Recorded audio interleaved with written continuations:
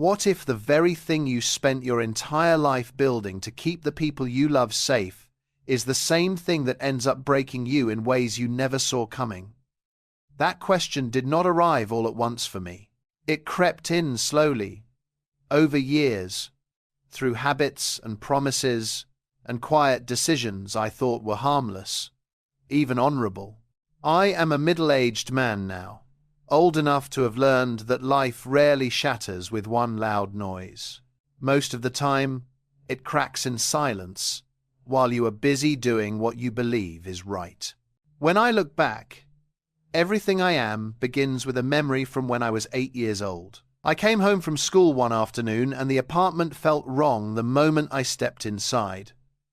No television humming in the background, no sounds from the kitchen, just a stillness that pressed against my ears.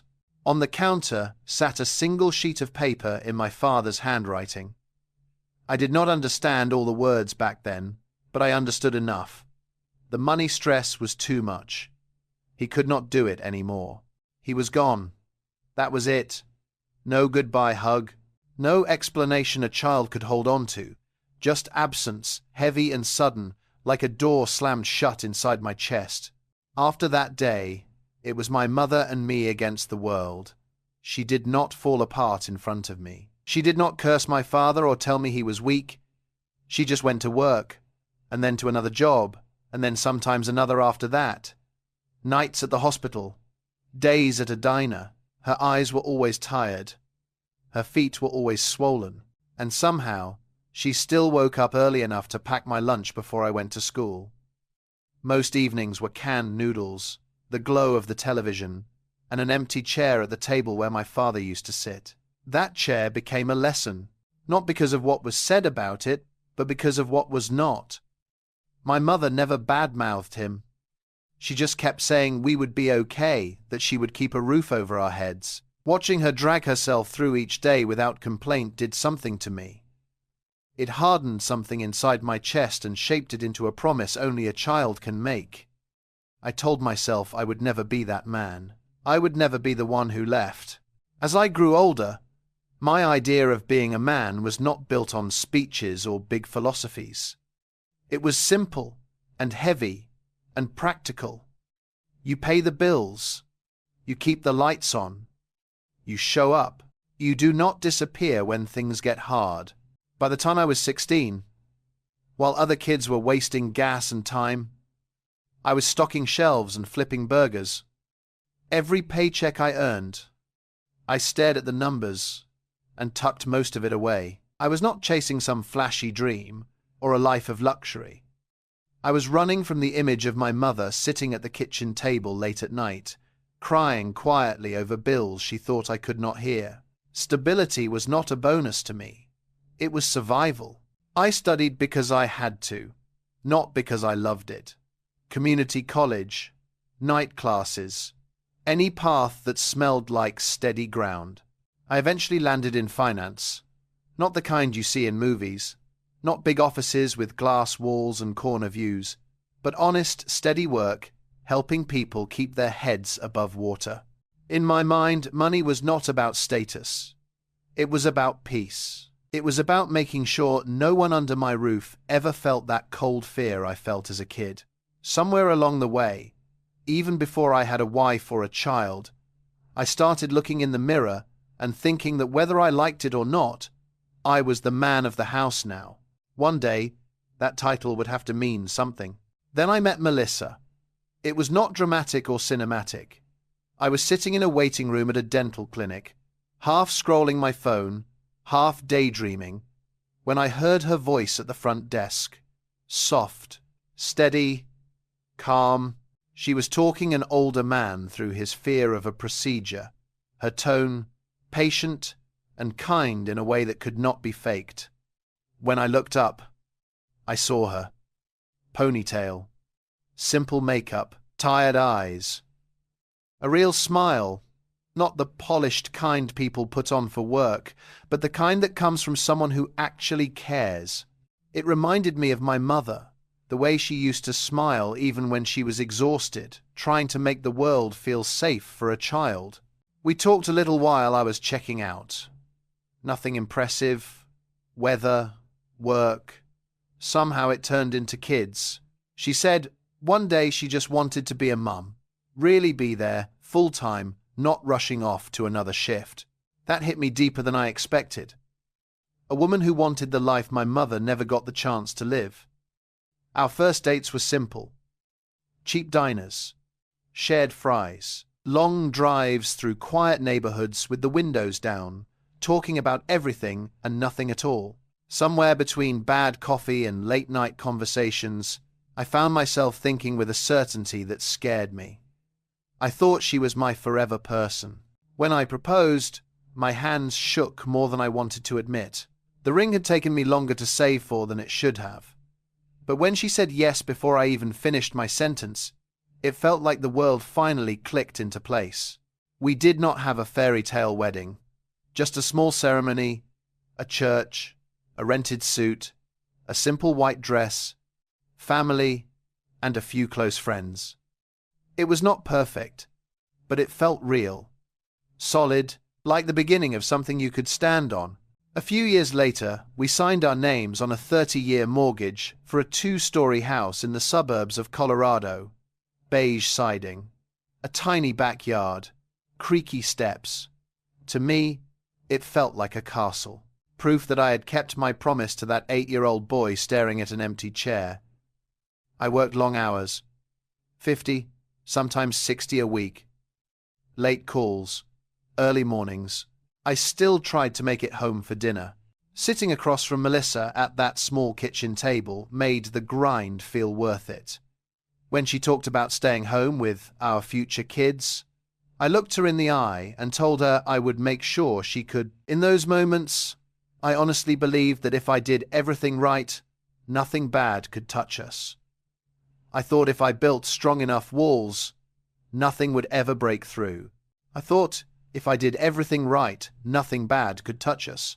Have you ever looked at an ordinary moment, a simple dinner table, a small house, a child laughing in the next room, and thought to yourself, this is it.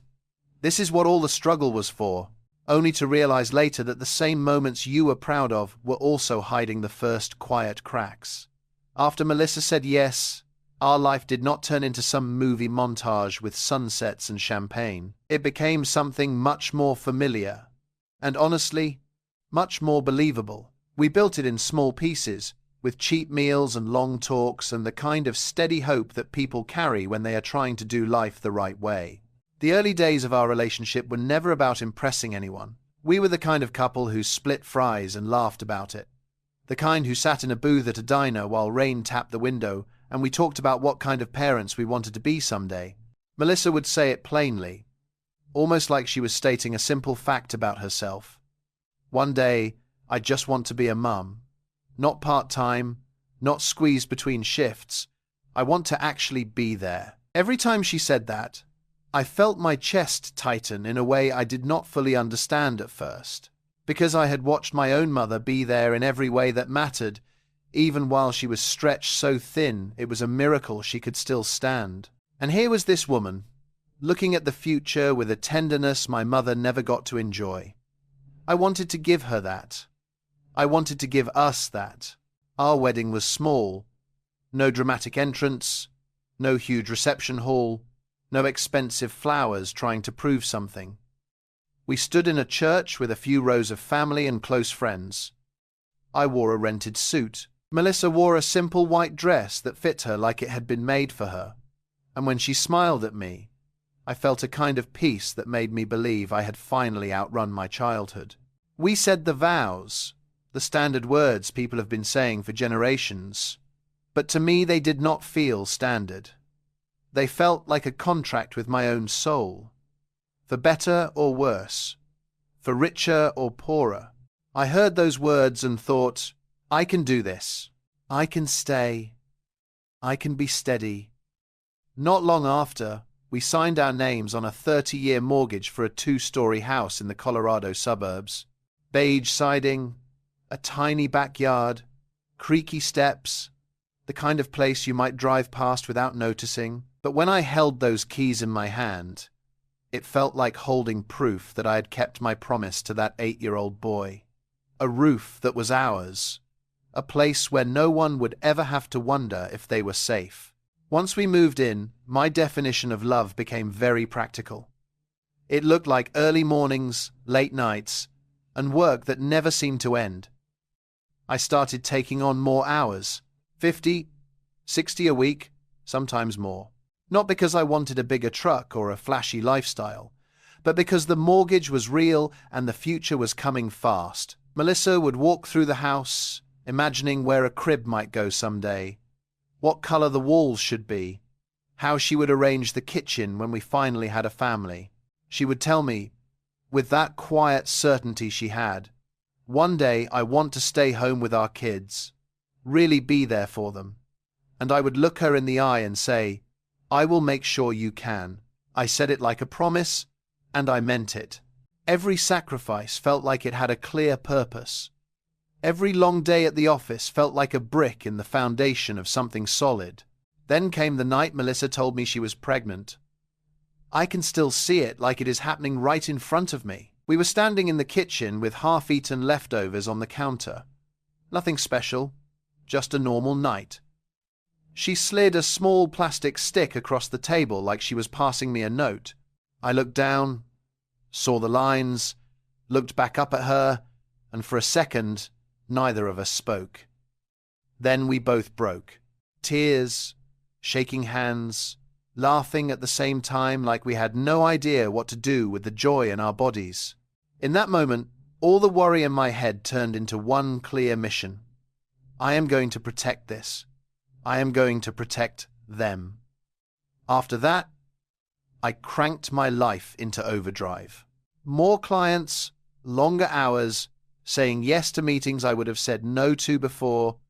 I told myself it was temporary. I told myself it was what a good husband does, what a good father is supposed to do. Provide, prepare, stay ahead of the fear. When Noah was born, the world narrowed to one small red bundle in my arms. In the hospital room, under those harsh lights that make everything feel too bright and too real, I counted his fingers and toes like I was checking the universe for mistakes. I whispered into his tiny ear, I got you, buddy. I said it like a vow. Melissa decided to quit her job and stay home with him. I backed her completely. It was what we had talked about from the beginning. It was the dream, the one that had lived between us in those diner booths. A home where our child would not have to wonder if someone was coming back. For a while, it felt like we had nailed it. I went to work in the morning. Melissa stayed home with Noah. By the time I pulled into the driveway at night, there would be toys scattered in the yard and fingerprints on the glass. That mess used to feel like proof I was doing something right. Dinner was simple. Sometimes it was a real meal. Sometimes it was whatever we could throw together. Noah in his booster seat, smearing food everywhere. Melissa laughing while I pretended to be annoyed. After dinner, we would pile onto the couch with some kids' show droning in the background while I helped Noah build crooked Lego towers on the coffee table, the kind that fall over if you breathe too hard. Noah would laugh like it was the funniest thing in the world, and I would look at Melissa and think, this is the life I promised myself. Bills paid, roof over our heads, a child asleep down the hall. For a man who grew up with canned noodles and an empty chair, that kind of normal felt like luxury. Sometimes I would apologize for how much I was working. I would come home tired and a little distant, and I could see it in Melissa's eyes even when she tried to hide it. But she would shake her head and tell me, "You are doing what a man is supposed to do." That sentence landed like reassurance, like permission, like proof that I was not failing. I held on to it. I built my identity around it. And because life looks stable from the outside, I started believing it was stable on the inside too. But that is the thing about collapse. It rarely starts with a scream. Most of the time, it starts with people getting used to silence. For the longest time, our neighborhood was the kind of place where the biggest problem was a kid riding his bike too fast. Then one week, everything shifted. It started with a post in the neighborhood Facebook group. Someone's garage got broken into 2 blocks over, then another house, then another. People began sharing grainy doorbell clips and blurry screenshots, hooded figures moving quickly in the middle of the day, in and out in minutes. It got into your head the way these things do. You start looking at your front door differently. You start imagining what could happen while your wife is home alone with your child and you are across town staring at spreadsheets. The community held a meeting at a local church. Folding chairs, burnt coffee, worried faces. A police officer stood up front and walked us through it. Daytime hits, grab the small stuff, electronics and jewelry and anything you can carry and flip fast. He kept saying the same thing over and over.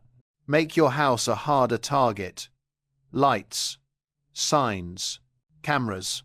Do not make it easy for them. I did not see myself as a paranoid man. I did not live in fear, but something in my gut would not shut up. Protect your family. That old promise from when I was 8 years old woke up again, like it had been sleeping just under my skin. I went down a rabbit hole after that meeting. Not conspiracy videos, just product reviews and comparison charts. Blink, Ring, Wise, all those brands people argue about like sports teams. I did not want to turn the house into a fortress. I just wanted something simple. A few cameras, motion alerts, an app on my phone so I could check in while I was stuck in traffic. Peace of mind, that was what I told myself. I settled on a basic 4-camera system. 1 for the front door, 1 for the backyard, and 2 inside to cover the living room and kitchen where most of our life happened. I chose a setup without audio. No microphones, no secret recordings of conversations, just video. And I made sure I was not placing anything near private spaces. No bedrooms, no bathrooms, nothing like that. I was not trying to control anyone. I was trying to keep my family safe. In my mind, that was the difference that mattered. One weekend, Melissa packed up Noah and drove him to her parents' place for a visit. It was just me and the house. The silence felt useful for once. I opened the box and got to work. 1 camera over the front door, watching the driveway and walkway. 1 in the backyard facing the fence line. 1 in the living room.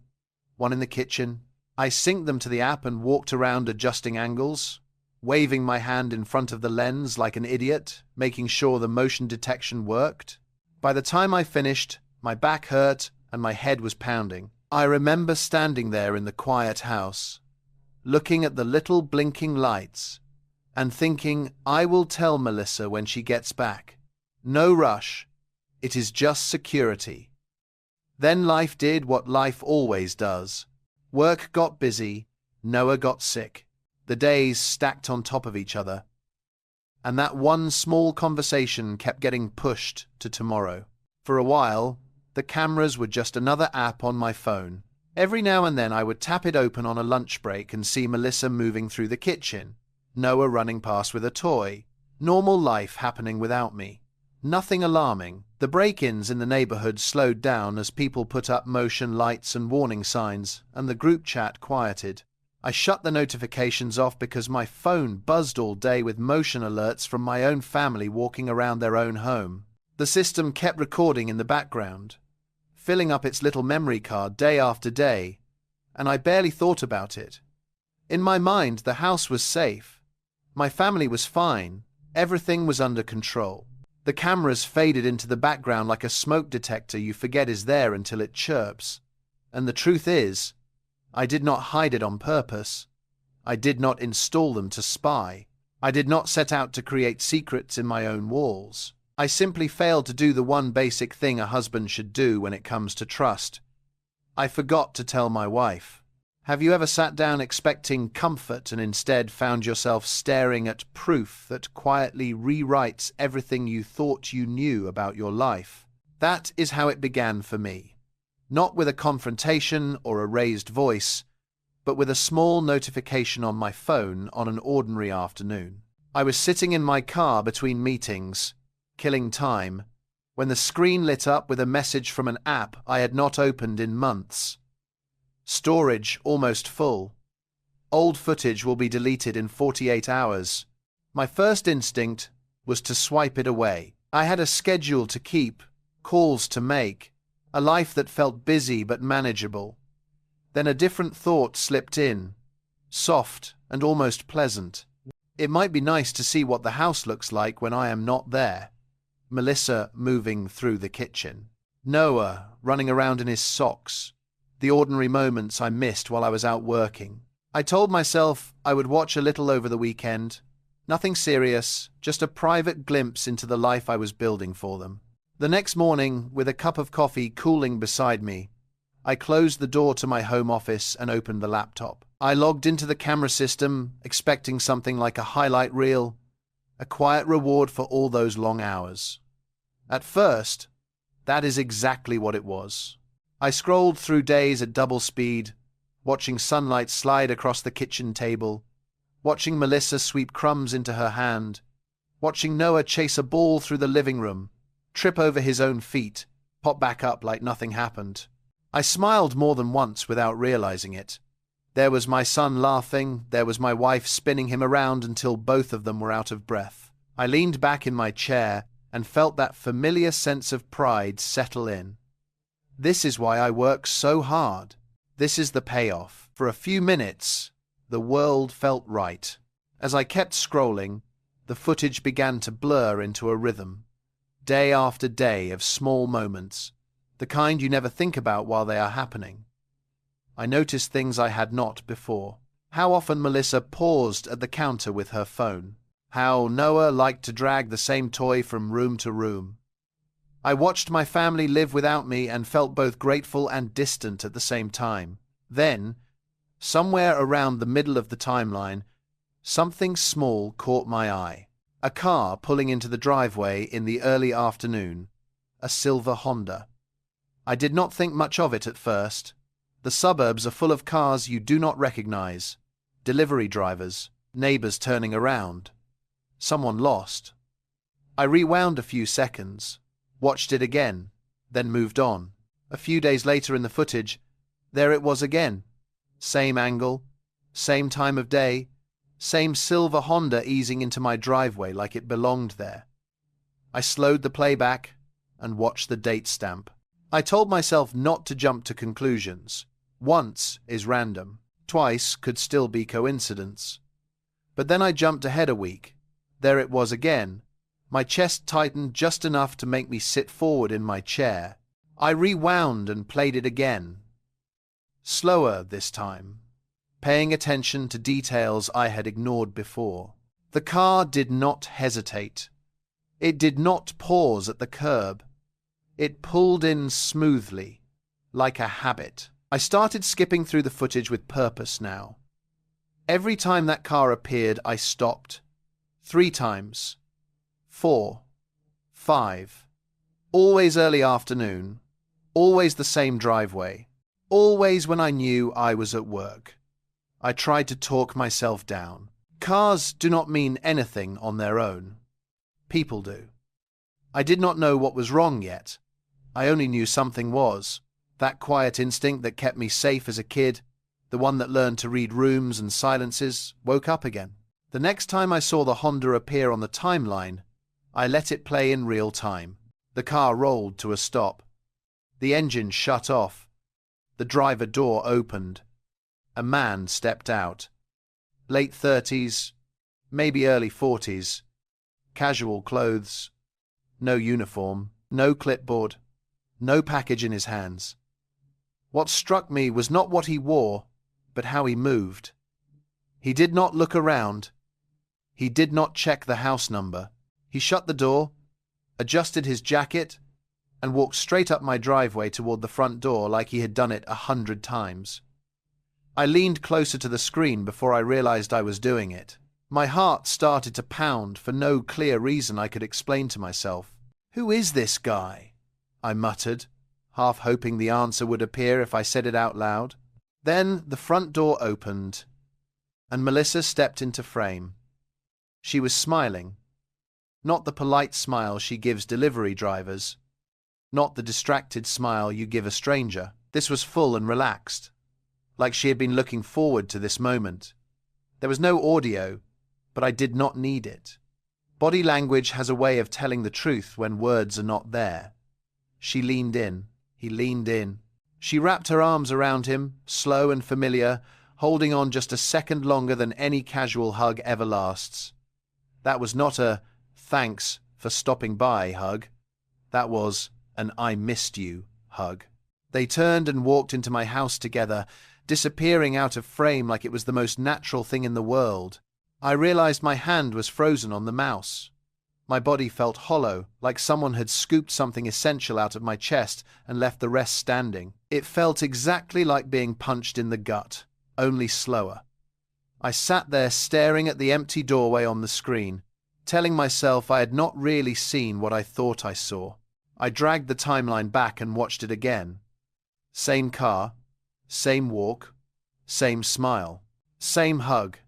My brain went into damage control immediately. Maybe he is family. A cousin, an old friend, someone she forgot to mention.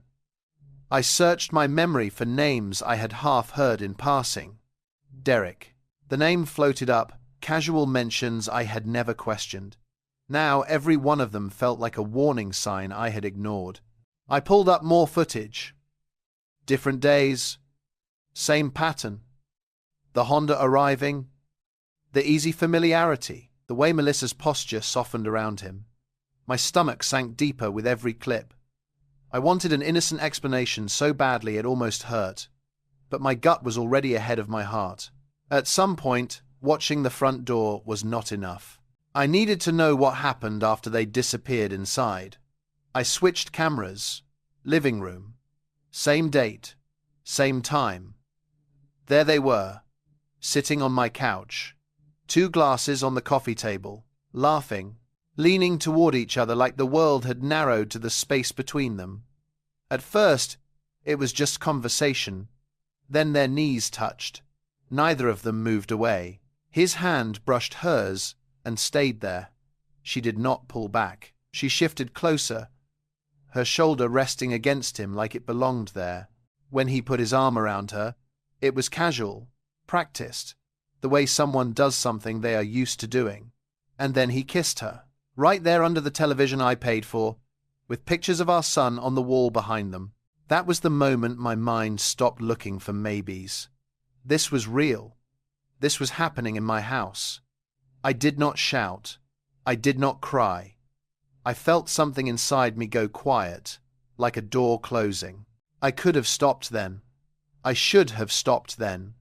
But once that line was crossed, something in me needed to understand how deep this went. I opened the calendar view on the app and started clicking every motion marker in the early afternoons. Day after day, week after week. The same silver Honda, the same man, the same ease. Sometimes they talked first. Sometimes they barely made it inside before they were touching. Different clothes. Same story. This was not one bad night. This was not a mistake fueled by alcohol or loneliness. This was a routine, an affair with a schedule. Then I saw Noah. Or rather, I did not see him where he should have been. One clip landed on a weekday. I knew he was home from preschool with a mild fever. The living room camera showed Melissa walking him down the hall. She led him into his bedroom, said something I could not hear, and closed the door. A second later, the handle turned from the outside, like she was making sure it was shut. Minutes later, the Honda arrived. Melissa met the man at the door, smiling, touching his arm, leading him back to the living room while my son stayed behind that closed door. I switched cameras and watched as they curled up together on the couch. Every now and then, I could see the hallway light flicker as Noah moved inside his room. I knew enough about child development to understand what that meant. A young child shut away, confused, hearing voices and laughter he cannot reach. Research says children do not need to understand words to feel instability. They feel it in the air, in tone, in absence. Watching that footage, betrayal took on a different shape. This was no longer just about broken vows. It was about a child learning, without anyone explaining it to him, that he could be set aside. The last blow came when I pulled up a day Noah was supposed to be at preschool. Drop off at 9, pick up at noon. The footage showed the Honda arriving late morning. Noon passed. They were still together, laughing, touching.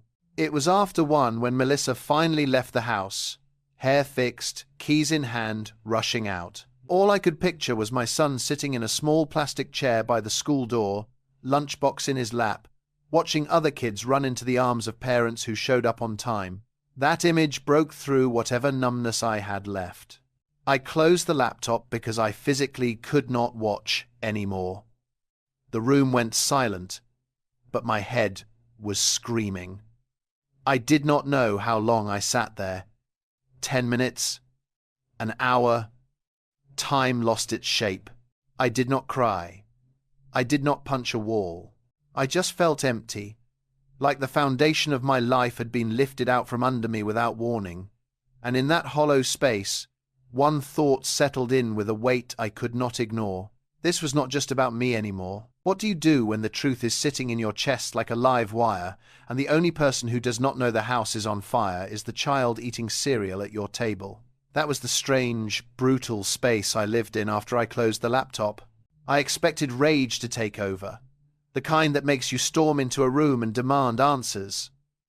I expected tears, shaking hands, some dramatic moment where the world stops and everyone finally admits what is real.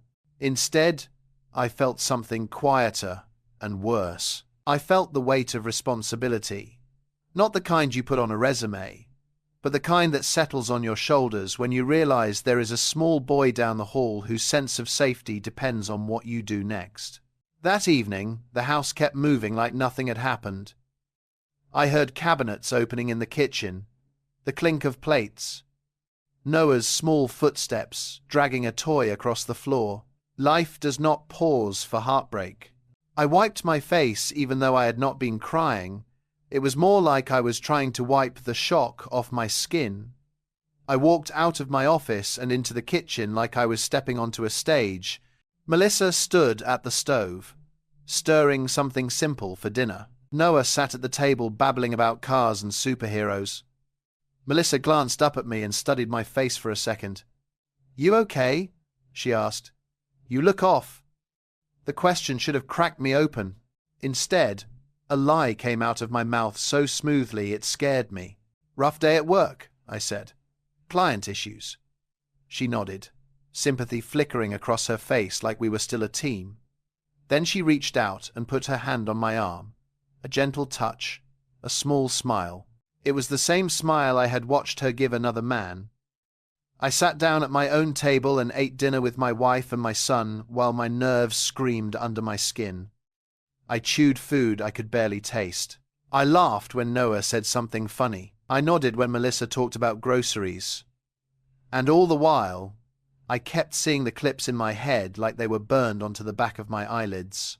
Over the next few days, I stopped watching the cameras and started watching Melissa in real life. Not in a paranoid way, not pacing around the house looking for proof, because I already had proof.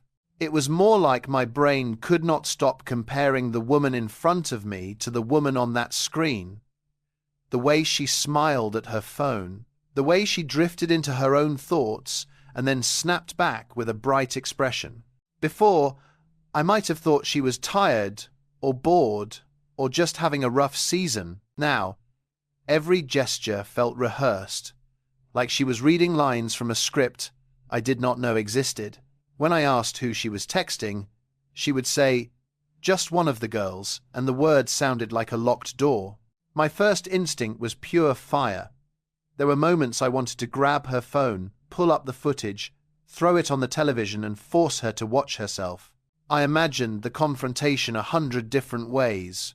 The shouting, the accusations, the questions that would never have answers. But every time I played that scene in my head, another image cut through it like a warning. Noah standing in a doorway with wide eyes. Noah hearing voices rise. Noah watching his safe place turn into a battlefield. Adults forget how much children absorb. Kids do not need to understand every word to feel the emotional weather in a home. They feel tension like pressure in their ears. They read faces the way sailors read clouds. I could not control what Melissa had done, but I could control whether my son would be caught in the blast radius of what came next. That is the moment I realized something important about fatherhood. Anger wants to move fast. Love moves carefully. My anger wanted to destroy her.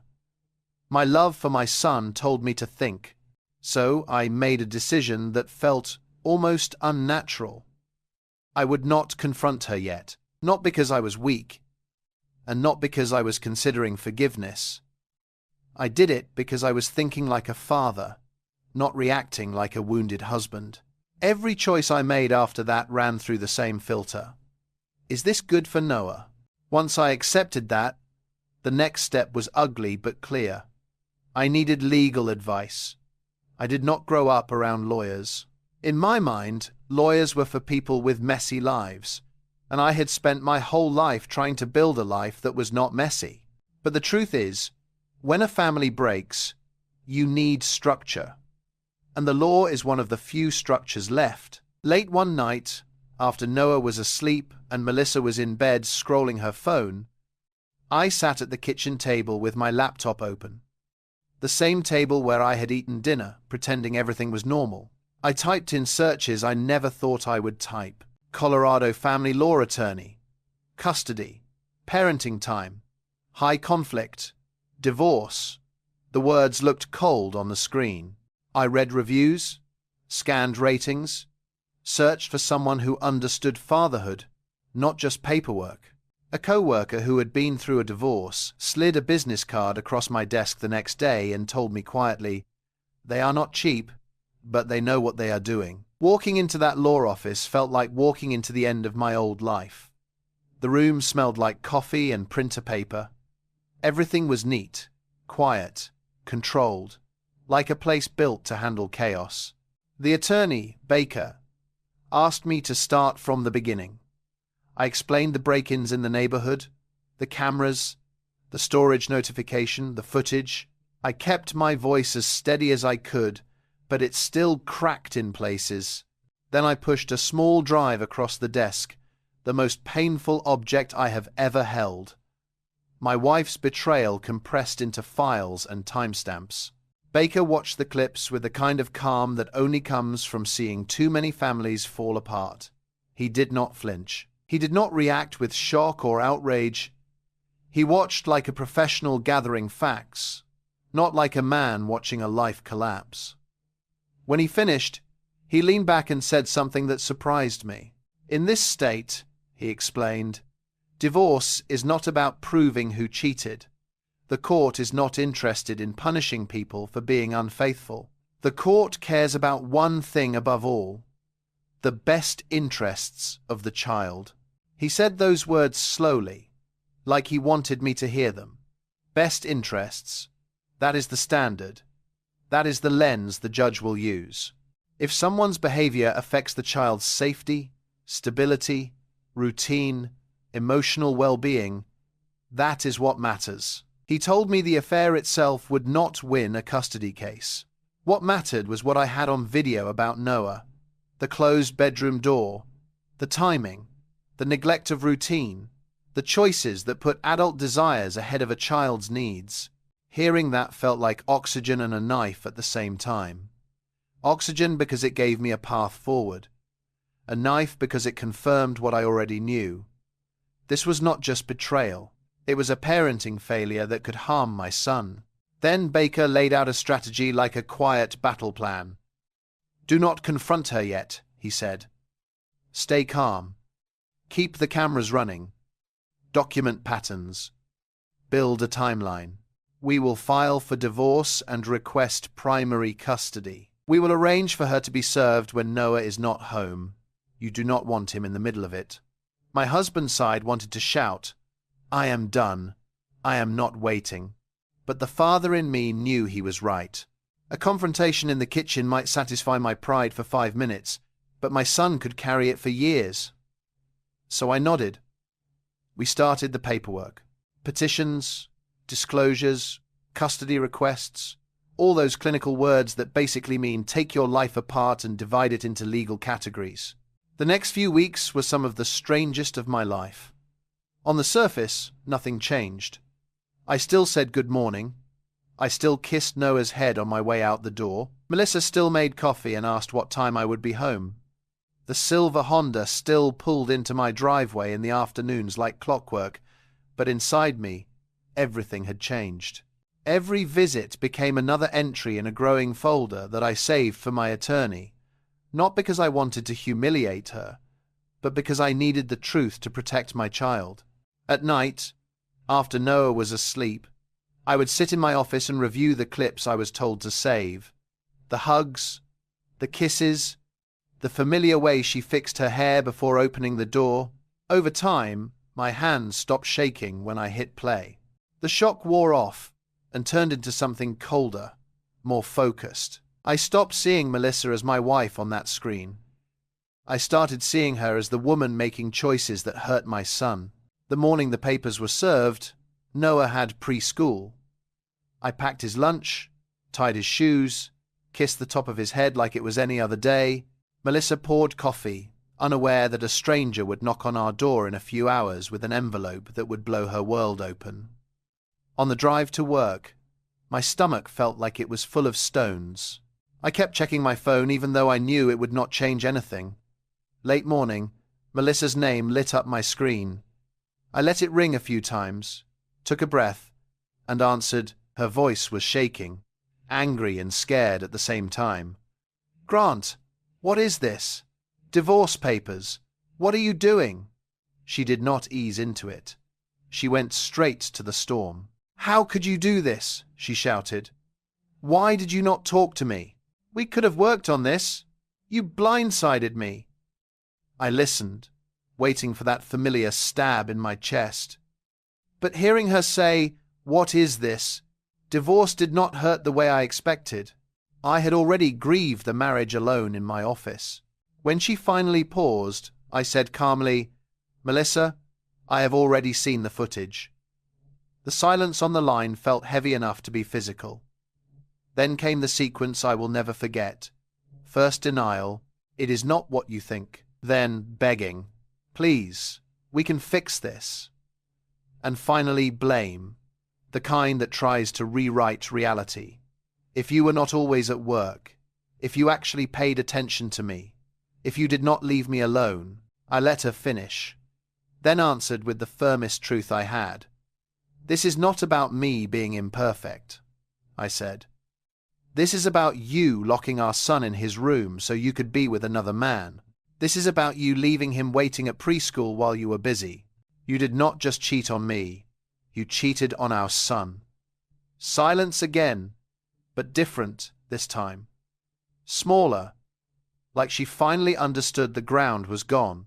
The weeks after that were a blur of paperwork and court dates. Melissa hired her own attorney and fought for equal time. She asked for support. On paper, she tried to paint herself as the stable parent and me as the paycheck. In the hearings, there were no dramatic speeches. Just fluorescent lights, stiff chairs, a judge who had seen too many families fracture to be surprised by one more. Baker presented facts, not emotions. Dates, timestamps, patterns. The clips showing Noah's door closed, the timeline showing late pickups, the repeated visits. Some of the footage was played.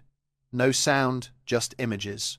Melissa stared down at the table while her choices moved across a screen for strangers to witness. I did not feel satisfaction. I felt sick, but I also felt determined. This was not revenge. This was documentation. When the final decision came, my hands would not stop shaking, no matter how hard I clenched them. Melissa sat at the other table with red eyes, her attorney speaking quietly beside her.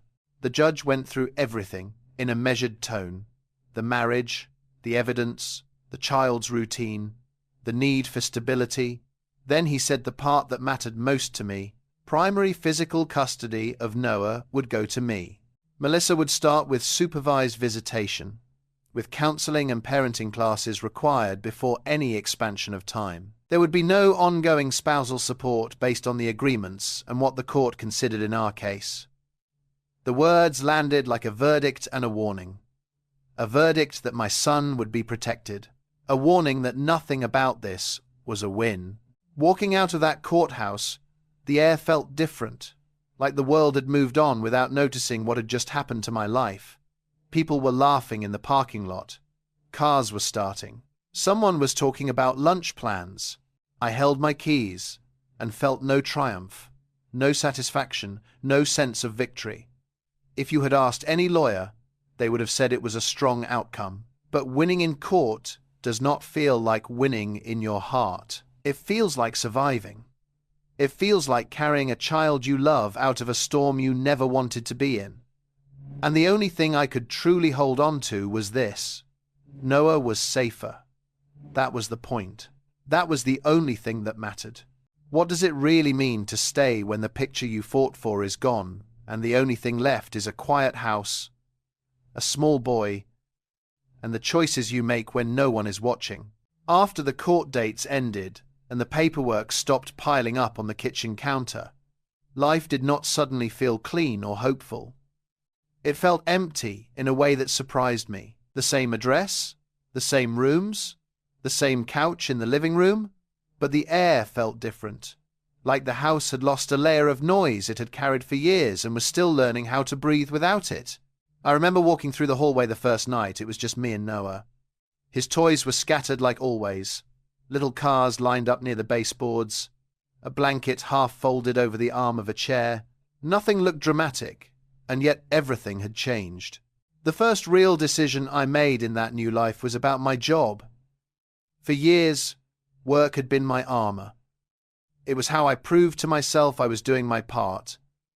It was how I outran the fear I carried from childhood. But now I was staring at the simple truth I had been avoiding. Money can keep the lights on, but it cannot tuck a child into bed. It cannot make a home feel safe. So I cut my hours back. I told my firm I would take fewer clients, fewer late meetings, fewer weekend calls. They were not thrilled, but I was not asking for permission. I was choosing a different definition of providing. I was choosing presence. Mornings became our thing.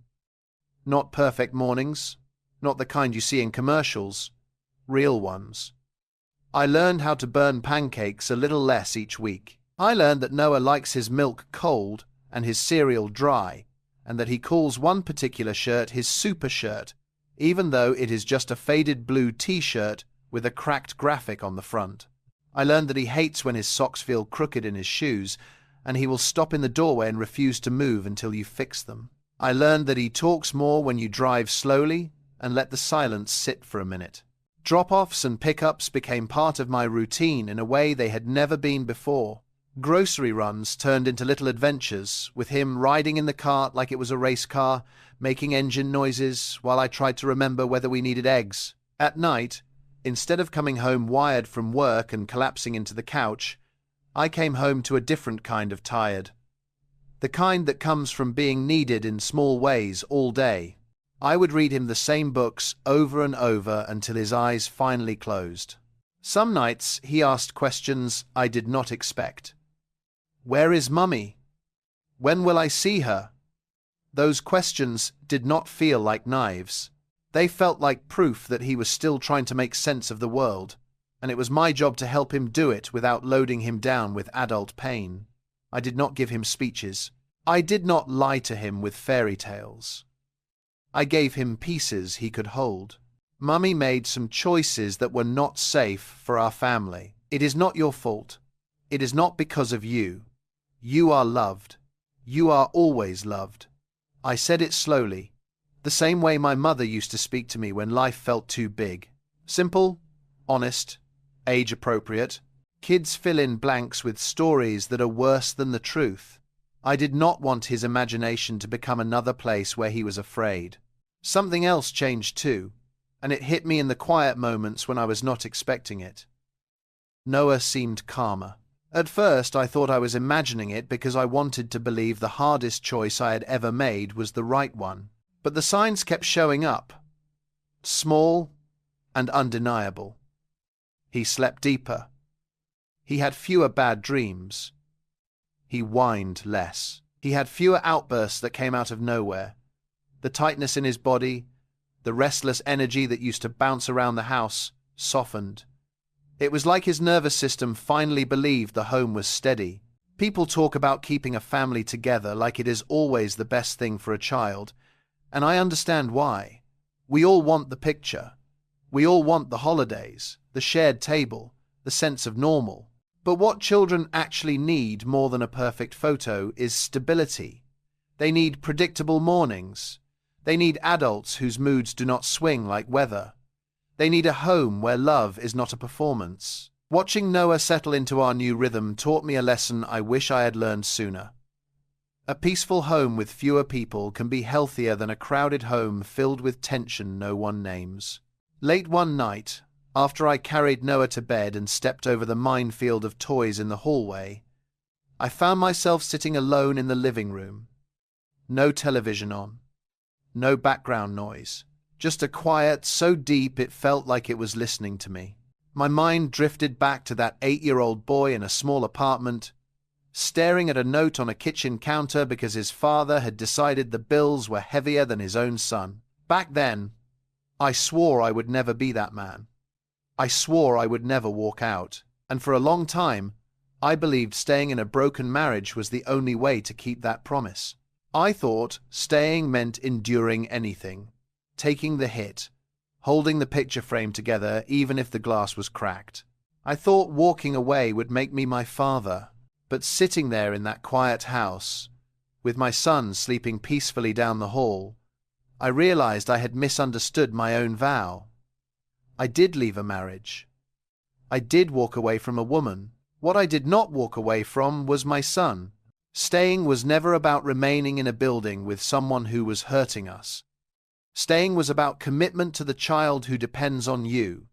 It was about choosing integrity over appearance. It was about being present, even when the story you wanted dies and you have to write a new one with your bare hands.